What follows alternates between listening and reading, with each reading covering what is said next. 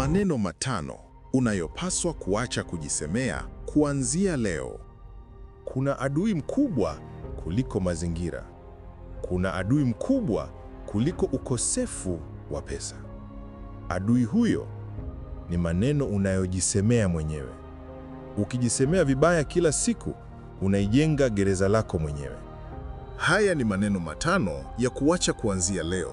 Siwezi. Kabla hata hujajaribu, tayari umejifunga mikono.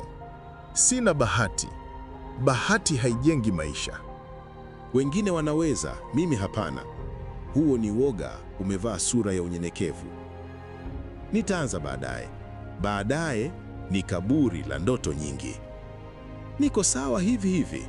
Kama haukui, unadumaa. Ukweli ni huu: maisha hubadilika pale lugha yako ya ndani inapobadilika.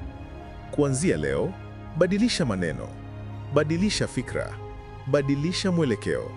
Swali la leo ni hili: ni neno lipi ulikuwa unajisemea mara kwa mara?